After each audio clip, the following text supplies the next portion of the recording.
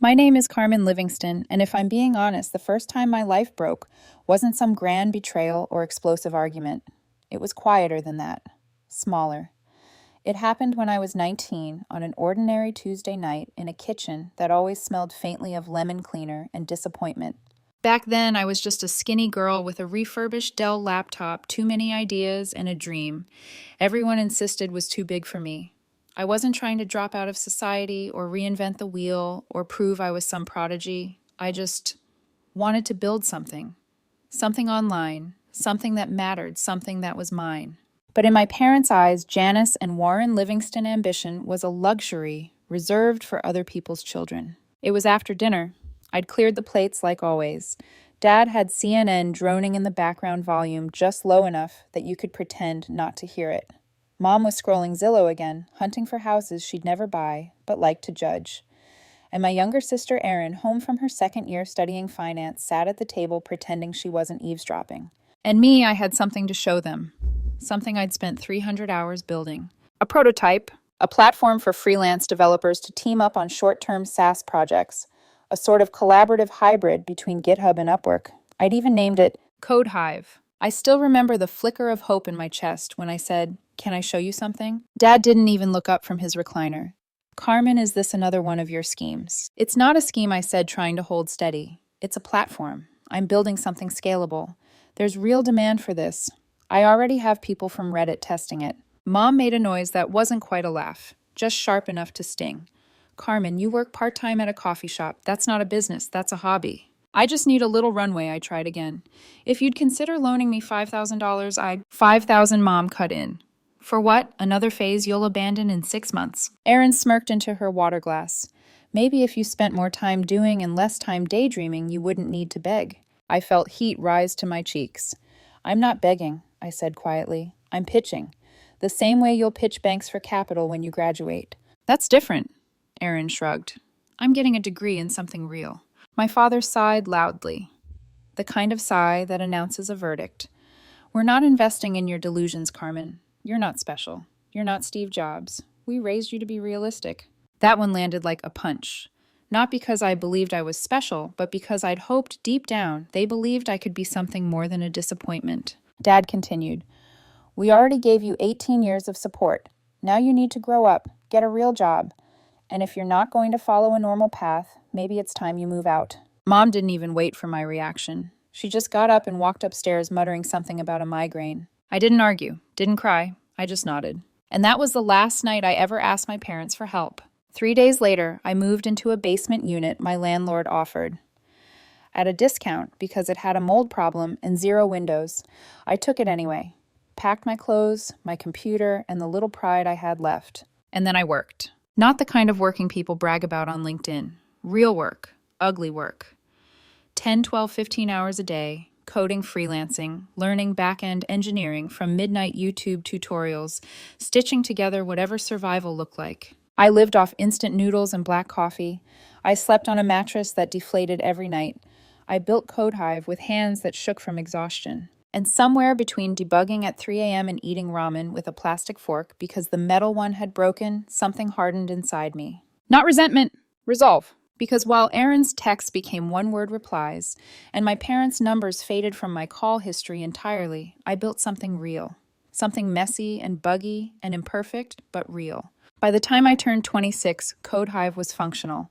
Not beautiful, not polished, but alive. People used it, people relied on it. And my family, they acted like I'd died. Birthdays forgotten. Holidays unacknowledged. If I reached out, I got a thumbs-up emoji or a curt busy. I told myself it didn't matter. Told myself their silence made me stronger. But some nights, staring at the cracked ceiling of that basement, I wondered if chasing this dream had cost me a family I never really had. Fast forward a few years. Code Hive gained traction on Hacker News, then Product Hunt. A small firm in Toronto offered seed capital.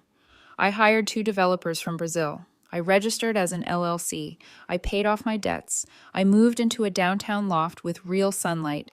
I even bought a used Tesla. Quiet, efficient, mine. I wasn't rich, not really. But for the first time in my life, I could breathe without worrying how much air cost. And then the call. The name Janice Livingston flashed on my phone for the first time in years. I stared at it, frozen thumb hovering over the screen. Finally, I answered. Her voice was too bright, too sugary, too practiced. Carmen, sweetheart, it's been so long. Yeah, I said flatly. It has. There was a pause. Then she launched into it: mortgage rates, retirement accounts, medical bills, the house at risk of foreclosure, and finally the ask. We were wondering, she murmured, soft as honey, if you might be willing to help. Just a little, just until things stabilize. I felt my chest tighten. $5,000. That's all I had asked for. One loan, one chance. Not to be saved, just to be believed in. And they had laughed. But now that I had built something, they suddenly remembered I existed. I took a slow breath. I'll think about it, I said, and hung up before she could say another word. I already knew what my answer would be. I wasn't going to send them money. I was going to send them a message, one they would never forget. They always talk about overnight success like it's a spark, one moment, nothing, the next, everything. But for me, success didn't come with fireworks.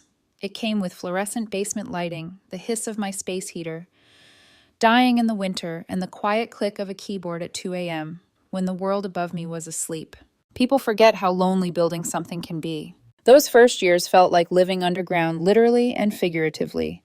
The moldy basement apartment was cold in the winter, humid in the summer, and always smelled faintly of damp concrete. But it was the only place I could afford. And in some twisted way, it was the perfect metaphor for where I stood in my life. Forgotten, unseen, growing roots in the dark. I freelanced like my life depended on it, which, to be fair, it did. Anything to keep the lights on and the Wi-Fi bill paid. I coded for small businesses, debugged broken student projects, built clunky landing pages for clients who paid in 4-week delays and exposure. But each night, after scraping together enough to survive, I turned to CodeHive, my messy, glitchy, stubborn little creation. I patched modules, rewrote APIs, tested until my eyes burned. In those moments when the world felt impossibly quiet, it was just me and the dream I refused to let die. Sometimes I'd get messages from early testers, anonymous developers from Reddit. Hey, this feature is dope. When's beta? It connects. It actually connects. This could go somewhere. Those messages meant more to me than anything my family had ever said. By 24, I had carved a small niche for myself. Nothing glamorous, just consistent freelance clients and enough platform traction to keep going. I was still eating instant noodles and roasting cheap beans in a thrift store French press, but I had something close to momentum. Around that time, I also met Eli. He was a front-end engineer contracting with a fintech startup, quiet in a thoughtful way, not awkwardly so. The kind of man who asked how your day was and actually listened to the answer. We met through a meetup group for software people, one of the few times I crawled out of my basement cave. He noticed the CodeHive sticker on my laptop and asked what it was. I gave him the short version, expecting the usual patronizing half nod. Instead, he said, "That's actually brilliant. You're building something people will use." I stared at him, not sure how to react. No one had ever said that to me before, not without a laugh attached. Our relationship didn't explode into existence. It unfolded gently, the way a sunrise creeps into a room. He'd bring me coffee during crunch weeks. I'd listen to him rant about messy JavaScript. He'd hold me when I was exhausted enough to cry. I'd try to pretend I wasn't terrified he'd leave once he saw how chaotic my life was. He was steady in all the places I'd been told I was unstable. But even with him in my life, the grind didn't stop. And the silence from my family stayed absolute. By 26, CodeHive hit a tipping point. I posted a prototype update on Hacker News at 3:12 a.m. At 3:19 a.m., it hit the front page. By 8 a.m., my phone wouldn't stop vibrating. Feedback, shares, sign-ups, press inquiries. I opened my laptop, hands trembling, as a wave of real, legitimate interest washed over me. Sure, half the comments were snarky. "Isn't this just Upwork with extra steps UI? Looks like someone coded it blindfolded." But the other half were what mattered. "This solves a real problem. Would love to invest when you're ready." For the first time, it felt like maybe, just maybe, I hadn't been delusional. The traction continued. A small firm in Toronto reached out. They offered seed capital, not a fortune, but enough to hire help. I brought on 2 part-time developers from Brazil, Lucas and Daniela, both young, brilliant, and hungry. They treated CodeHive with a reverence that shook me. They believed in it, and by extension in me. I registered CodeHive as an LLC, cleaned up the janky UX, rebuilt the database structure from scratch, launched beta, watched usage spike. Meanwhile, my parents acted like I had evaporated. Aaron's texts came once every few months, usually asking for something small and never saying thank you. Mom would accidentally like an Instagram post I made, then, unlike it so quickly, it almost felt like she was checking whether I'd notice. Dad remained a ghost. No one asked how I was. No one congratulated me. No one asked if I was alive. Maybe they really were happier without me. Maybe I really had been the problem. But late at night, sitting in my loft with exposed brick walls and sunlight, I still wasn't used to. I'd sometimes think about that 19-year-old version of me sitting at the kitchen table asking for $5,000. Soft voice, hopeful eyes, ready to prove herself. And I'd wonder how different things would have been if they'd just said yes. Just once. It was almost surreal how quickly my life shifted after that. Revenue climbed high enough that I finally quit freelancing. I paid off every debt I owed. I moved into a loft with tall windows that let the morning spill in like gold. I bought a used Tesla, not as a flex, but because I wanted something quiet, something that didn't break down when I drove to meet investors. I felt, if not successful, at least secure, safe. And then, of course, that's when everything changed. The day the past finally reached for me. I was eating lunch at my desk when I felt my phone buzz. I didn't recognize the number, but something instinct or dread told me to answer. Carmen. My mother's voice. Too bright. Too sweet. We hadn't spoken in years. Not once. Not even on my birthday. It's been so long, she chirped like I was the one who had disappeared. Yeah, I said, my voice colder than I intended. It has. And then she launched in mortgage issues, Dad's retirement losses, medical expenses, the house my childhood home on the brink of foreclosure. And then, we were wondering if you might be willing to help. Just a little. Just until things stabilize. Her voice trembled as if she were the victim. My chest tightened. I could almost hear the ghost of my 19-year-old self whispering, 5,000. They couldn't spare 5,000 for you. Now suddenly they remembered I existed. I didn't scream, didn't accuse, didn't cry. I'll think about it, I said, because I already knew exactly what I was going to do. Not help, not argue, not beg them to see me. I was going to send a message so unmistakably clear they would never forget it. One they would feel in their bones. I didn't hear from my mother again for nearly a month. Not a, how are you? Not a, did you think about it? Not even a guilt-soaked follow-up voicemail. Silence. But not the peaceful kind. The kind that feels like tension stretching thinner and thinner, waiting to snap. That's the thing about my parents. They never asked for help unless they were desperate.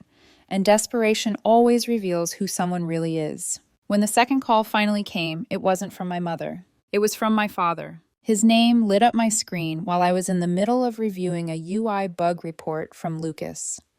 I stared at the phone, feeling something tight coil inside my chest. I let it ring twice before answering. Carmen. His tone was clipped businesslike. Glad you picked up. Like talking to me was an item on a checklist he couldn't wait to cross off. He didn't bother with small talk. I wanted to follow up about your mother's conversation with you, he said. We assumed you'd had ample time to think about it. I have, I said calmly. I'm still thinking. A pause. Heavy, calculated. The same silence he used when I brought home a 98 instead of a 100. Carmen, he finally said, this is your family. Yeah, I replied. I know. We're not asking for a handout, just a bridge. We've done a lot for you over the years, paid for your school roof over your head, food on the table. I paid rent the moment I turned 18, I cut in. You made me sign a contract, remember? That was to teach you responsibility, he snapped. And I learned it, I said. So responsibly, in fact, that I'm still thinking. That did it. His voice dropped into that deep, disappointed tone he used whenever I challenged him. We don't have time for games. I'm not playing, I replied. But he was. Then he hung up. Just like that. The third contact didn't come through calls. It came through a message I never expected to see. Aaron. My younger sister had always been the golden Livingston child. Perfect grades, perfect internships, perfect resume. She'd never broken a rule. Never questioned our parents. Never understood why I wanted something outside their script. We hadn't spoken in over a year, but her text came out of nowhere. Yo, got a sec? I stared at the screen for a long time, trying to decide whether I owed her anything anymore. Finally, I replied, sure, call. The phone rang 2 seconds later. Hey, she said, sounding strangely subdued. I didn't want to get in the middle of all this, but Mom and Dad are stressed. Like really stressed. I didn't respond.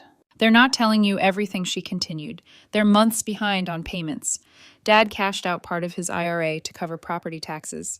Mom's been skipping her prescriptions to save money. A carefully curated sob story. One meant to manipulate, not inform. I let the silence stretch. She took my quiet for sympathy. I know you've got your thing going on, she added. Your little app or whatever, but they're drowning Carmen. They won't say it, but they're hoping you'll step in. My little app, I repeated softly. Look, I'm not trying to judge, she said quickly. I'm just saying you're doing well. Really well. How would you know? I asked. Another beat of silence. Then she blurted, they said your downtown place is nice, and the Tesla, and the investors you brought on. They said you have a whole team now. And there it was. The truth. They'd been digging, Googling me, checking social media, talking to people who knew fragments of my story. Not because they cared, because they wanted something. Why didn't they ask you? I asked quietly. She hesitated. They did, but I told them I couldn't, not until my promotion goes through. And I've got my condo, my car, my own expenses.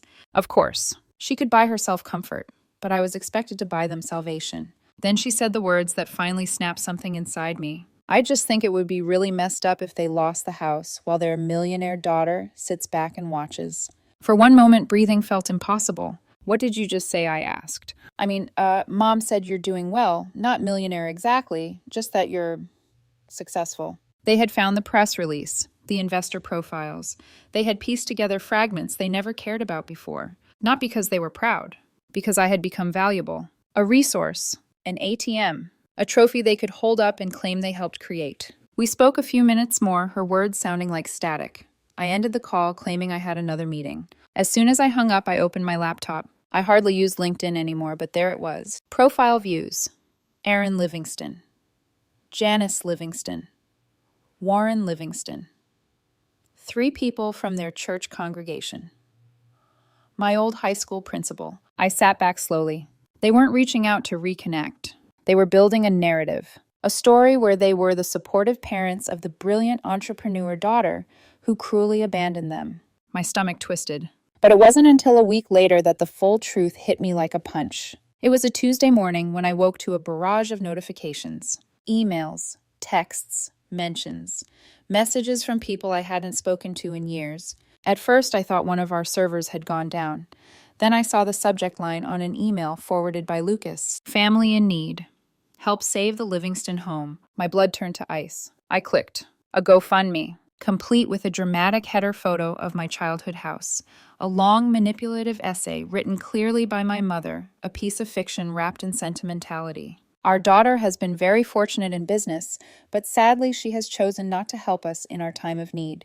We have always supported her ambitions and believed in her dreams. My hands shook. Supported, believed. They had mocked me for dreaming. Now they wanted sympathy. Donations were already rolling in. Comments poured beneath the post. How could she abandon you like this? Disgusting. Some people forget where they came from. This generation is heartless. One comment from a former classmate, wow. Guess her fancy tech money made her forget her parents. And then I saw the kicker. Aaron Livingston donated $1,000. Comment, wish I could do more. Love you, Mom and Dad. My vision blurred, not with tears, with absolute searing clarity. This wasn't about money. They weren't just asking for help. They were rewriting the story of my life, turning themselves into victims, and me into the villain. But they had no idea what they had just unleashed, because something inside me shifted that day. Something quiet, something final. I wasn't going to save them. I wasn't even going to confront them. I was going to dismantle the entire lie on my terms. And the first step, letting them dig themselves deeper. The GoFundMe should have been the breaking point. Most people would have snapped. Right there, marched to their parents' house, demanded answers, screamed, cried something. But when I read the words where family has failed, something inside me didn't shatter. It froze. A hard, cold stillness spread through my chest, quiet and unmistakable. For the first time, I felt nothing.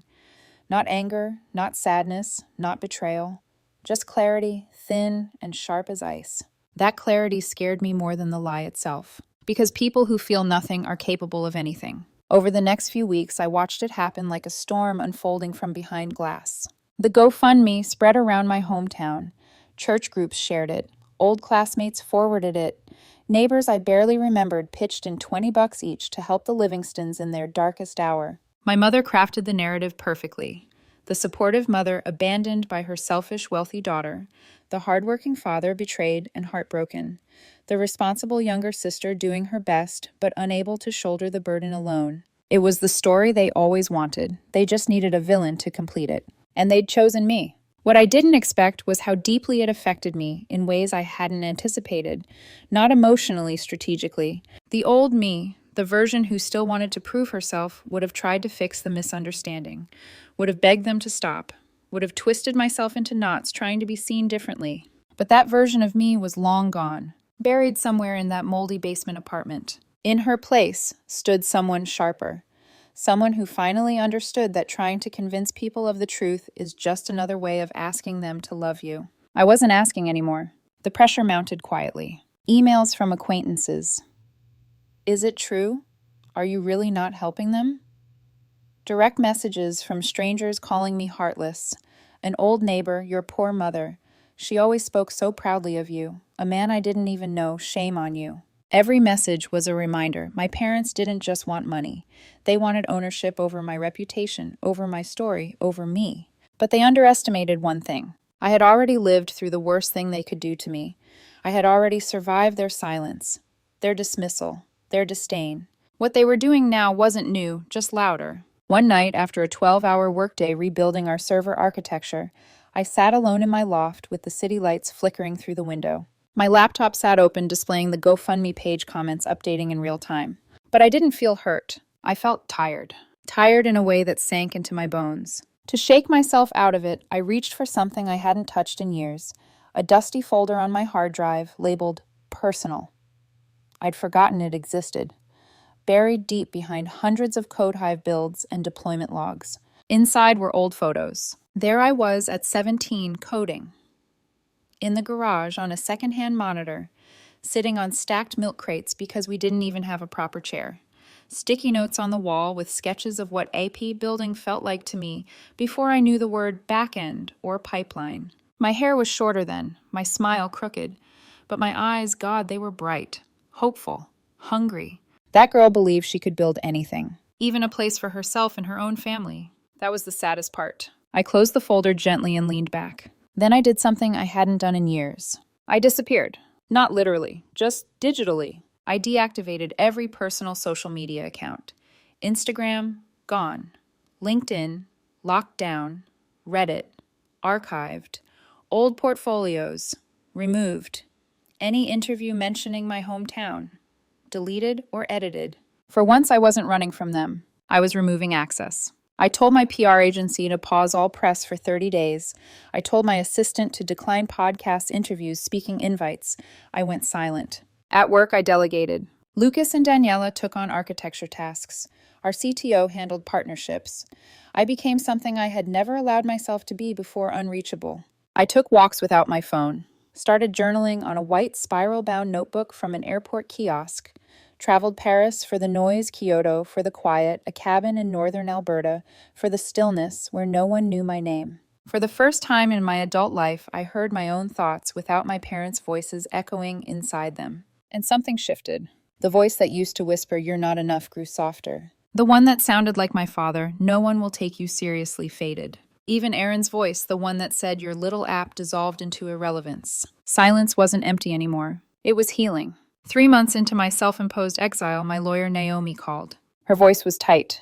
"You're not going to believe this." "Try me," I sighed. "Your parents are trying to trademark CodeHive." At first I laughed, a real incredulous laugh. "What?" "They filed through an LLC under Aaron's name," Naomi said. "Same address as your parents. Their claim states that CodeHive was a family legacy project inspired by your upbringing." My laughter stopped. Ice spread down my spine. "They're trying to claim ownership," she continued gently. "Not just of the name, of the narrative, of your identity." Something inside me, something I thought I had rebuilt, stronger, splintered. Not because I was surprised, but because I realized there was no bottom to how far they would sink. "They won't get it," Naomi assured me. "I've already filed an injunction." But legal filings weren't the point. This wasn't a financial attack. It was personal, a rewriting of my origin story. A theft of the thing I had poured my entire youth into. And for the first time since the GoFundMe, I felt heat behind my eyes. Anger. Clean, precise anger. 2 weeks later, I flew home not to see them. To see the truth. It had been 6 years since I'd last driven down those cracked suburban streets. The town felt deflated. The old bookstore was gone. The newsstand had vanished. The library roof was caving in. But their house, still standing. Barely. Paint peeling. Lawn overgrown. Foreclosure notice taped crookedly to the mailbox. The same SUV in the driveway with the same bumper sticker. Proud parent of an honor student. It would have been funny if it weren't so tragic. I didn't knock, didn't call, didn't even slow down. I just stood across the street watching the house that raised me crumble under the weight of its own hypocrisy. And in that moment, something settled inside me. Not forgiveness, not closure. Something colder, cleaner. Resolve. Because I finally knew what I needed to do. Not to hurt them. Not to save them. To end this. Whatever this had become. Resolve is a strange thing. People imagine it as fire fury, a single decisive moment. But mine wasn't loud. It wasn't explosive. It was quiet, cold water settling into crystal clarity. My parents weren't lost. They weren't desperate. They weren't victims. They were opportunists. And opportunists always reveal themselves when the bait is good enough. So I stopped thinking like a daughter, and I began thinking like an architect. Not of software, of strategy. The first step was simple information. I contacted a private investigator named Sasha Vega, recommended by a founder friend who had once needed to prove an investor was siphoning money into a private crypto wallet. Sasha was sharp, morally flexible, and frighteningly efficient. When she answered my call, her voice was cool and amused. "Heard of you," she said. "You're the girl who built Hive." The way she said it, Hive, not Code Hive, told me she'd actually done her homework.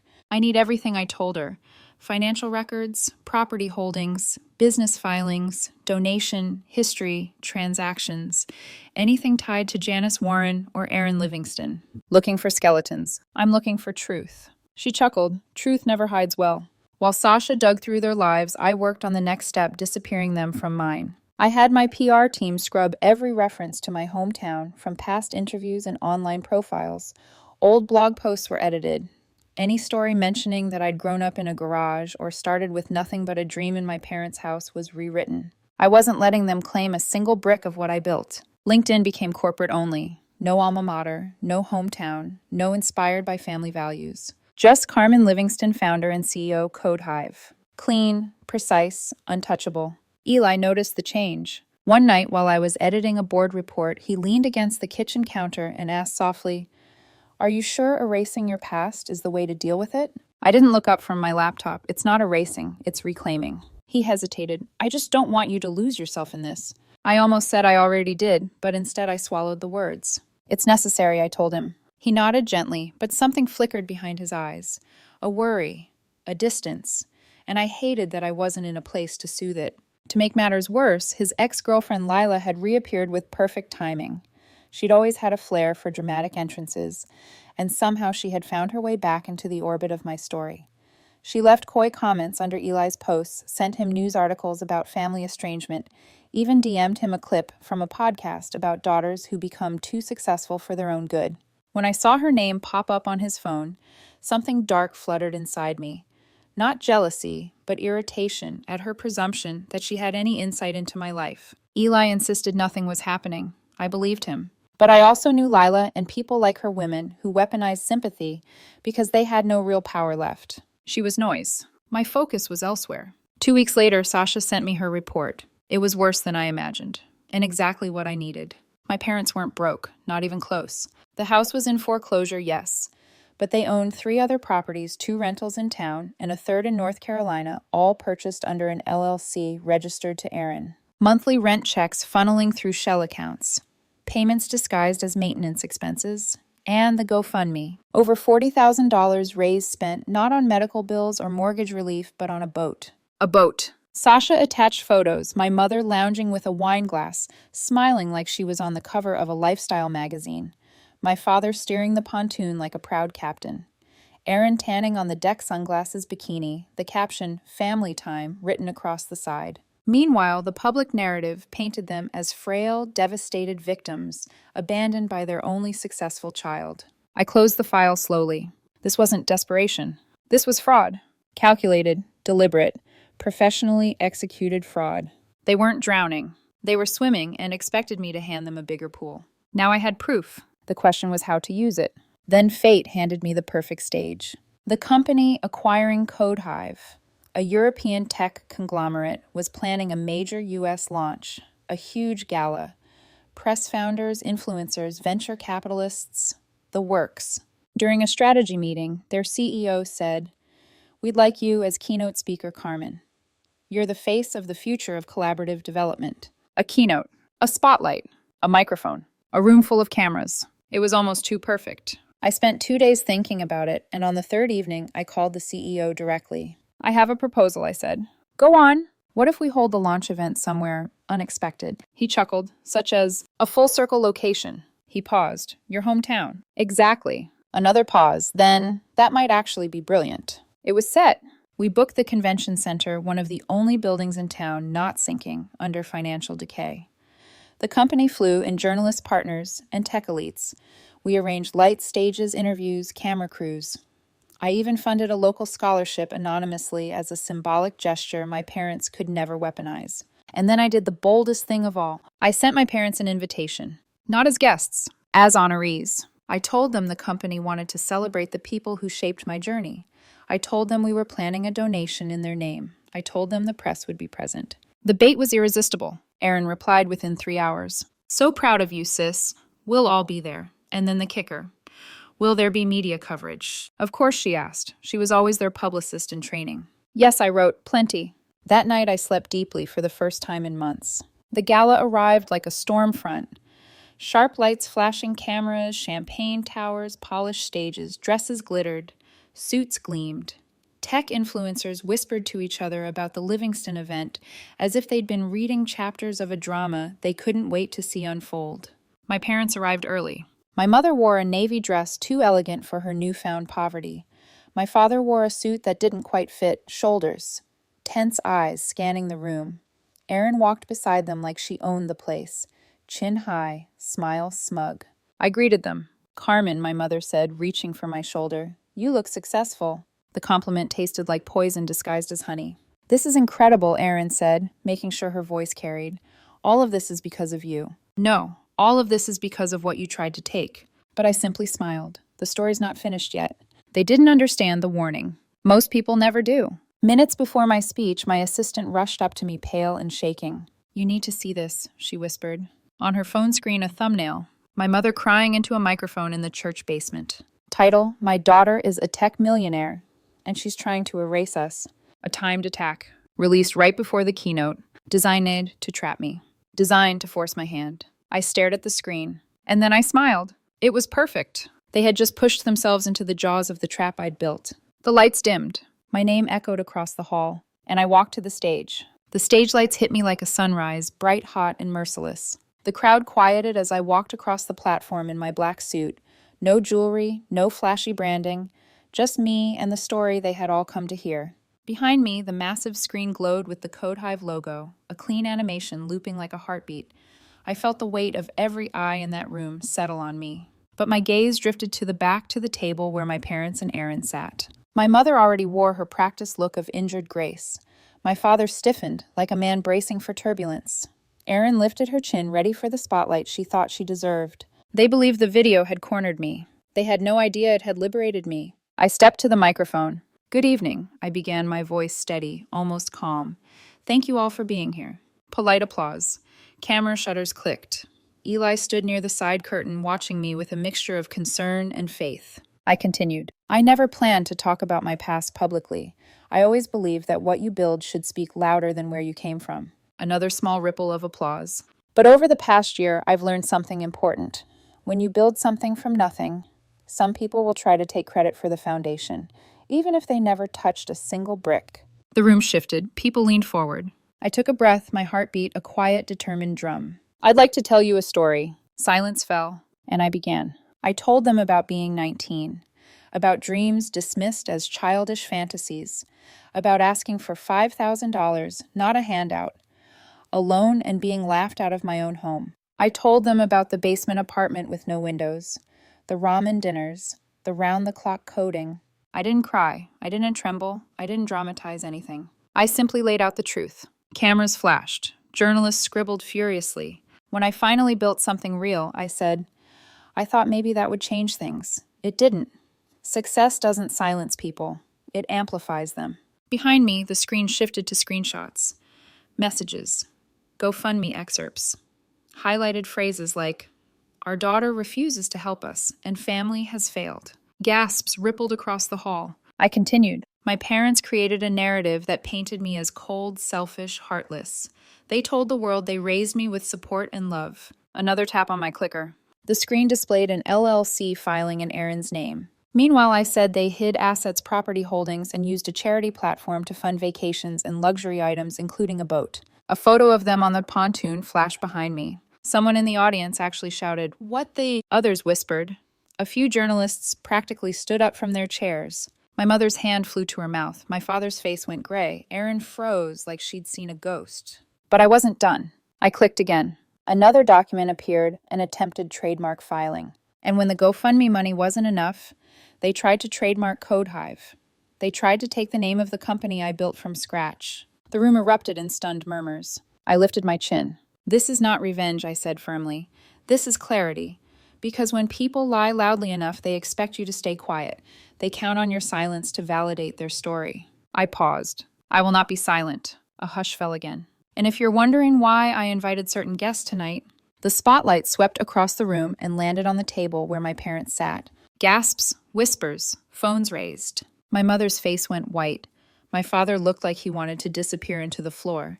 Erin gripped her napkin so hard it tore. I looked directly at them. "It's because I wanted them to hear this truth with everyone else." Then I softened my voice, not out of pity, but because this part was for me. I spent most of my life trying to be enough for people who never wanted to see me. But the truth is, being enough has nothing to do with being recognized. It has everything to do with being unshakable. Silence. Then the applause began. Quiet at first, then rising. Then a full standing ovation that echoed against the high ceilings.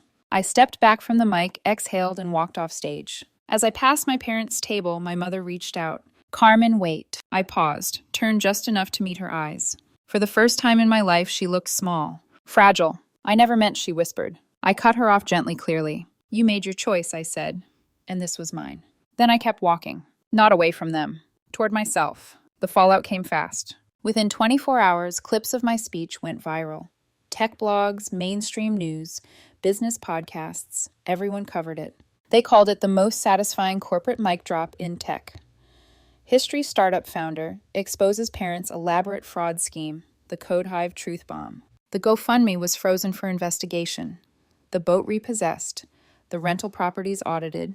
Erin's employer quietly terminated her contract. My parents sold the house and moved 2 states away. No announcement, no apology. Just silence, this time the kind I welcomed. And me, I kept building. Code Hive expanded to 5 countries. We launched a fellowship for underrepresented coders. Our acquisition finalized.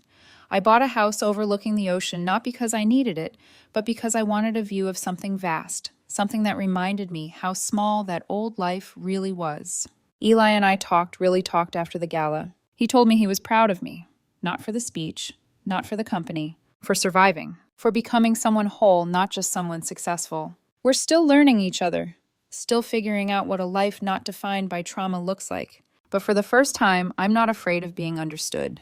People sometimes ask if I regret cutting ties, if I wish things had been different. I tell them this. You don't owe anyone the story they wanted. You owe yourself the ending you deserve. And this, the truth, the peace, the freedom, this was mine.